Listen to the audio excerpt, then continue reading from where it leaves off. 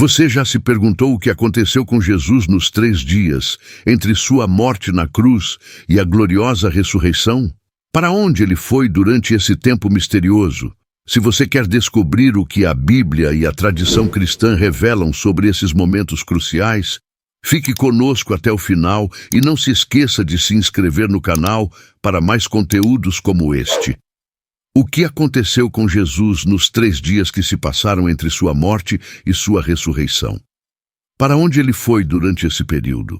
Os evangelhos de Mateus, Marcos, Lucas e João narram que Jesus permaneceu crucificado por cerca de 6 horas antes de morrer.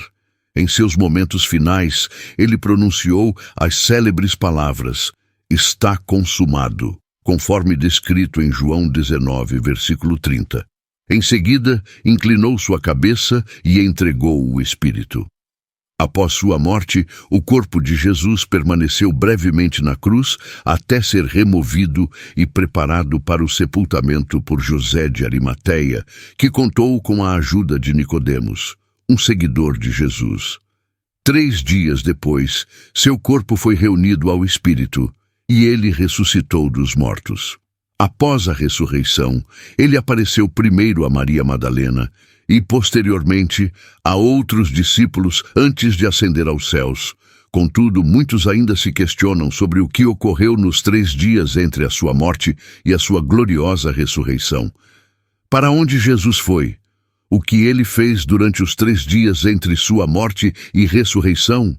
Este episódio buscará responder a essas perguntas. A Bíblia, especialmente os evangelhos sinópticos, não nos oferece um relato detalhado das ações de Jesus durante esse período, conhecido como a descida ao inferno ou assolação do inferno. Os evangelhos de Mateus, Marcos, Lucas e João concentram-se principalmente nos eventos da crucificação e na ressurreição de Jesus. O intervalo entre sua morte e ressurreição está mais ligado a interpretações teológicas e tradições do que a descrições bíblicas diretas. No entanto, podemos obter algumas percepções sobre esse período crucial. Um dos indícios mais claros sobre o destino de Jesus durante esses 3 dias pode ser encontrado em suas palavras na cruz. Conforme relatado na Bíblia, Jesus foi crucificado ao lado de 2 ladrões. Um deles suplicou a Jesus que o lembrasse ao entrar em seu reino.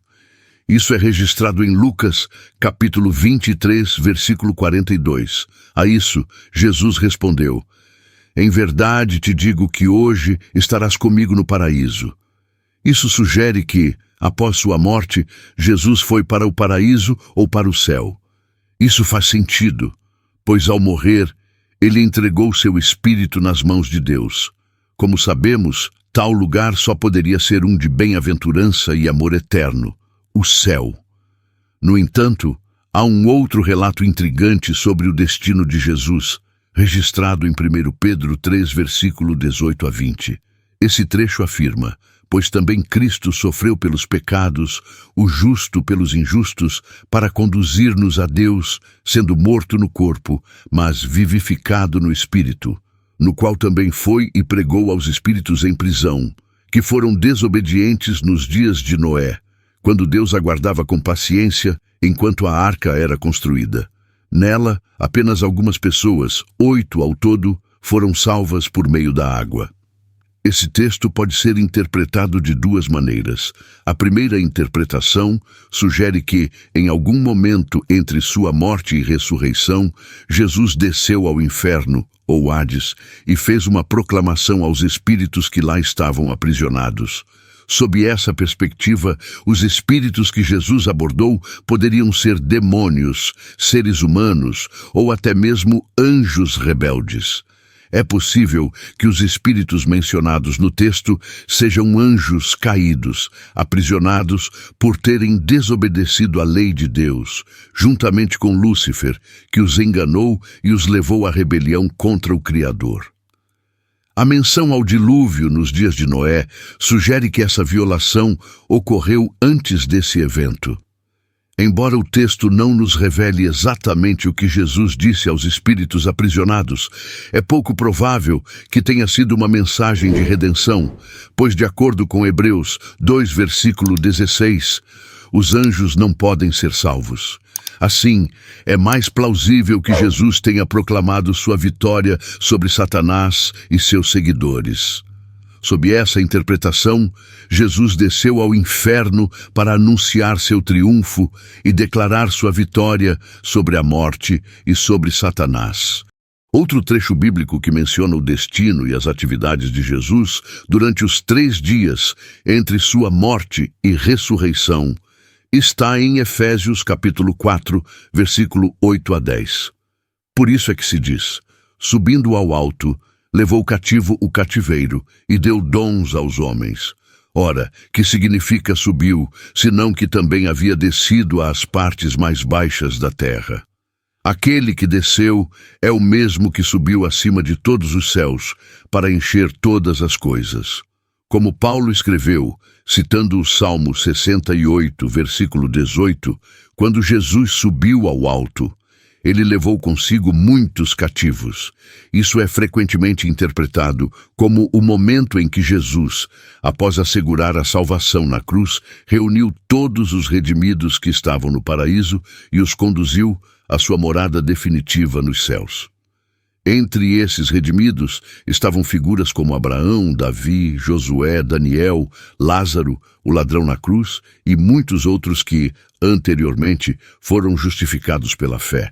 Ele os levou do Hades, o lugar dos mortos, para sua nova morada espiritual.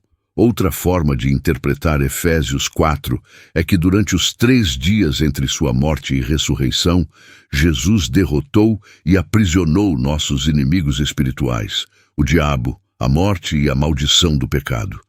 Depois, ele subiu ao alto, ou seja, retornou vitoriosamente ao céu como Deus.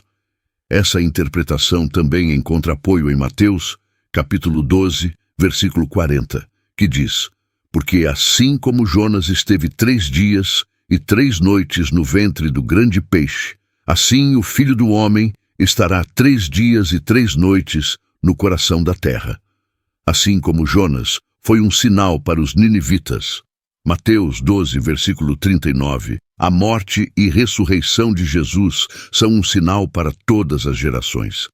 A referência à história de Jonas sublinha a ideia de julgamento, morte e, por fim, ressurreição e redenção.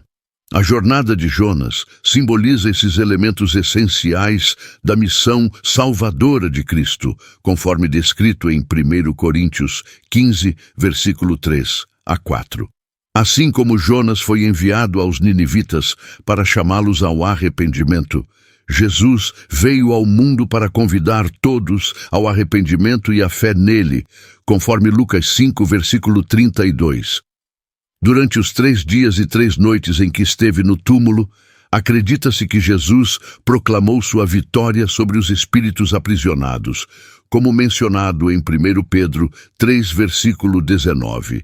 Isso demonstra sua autoridade e triunfo sobre todas as forças espirituais malignas, como também é reforçado em Colossenses 2, versículo 15.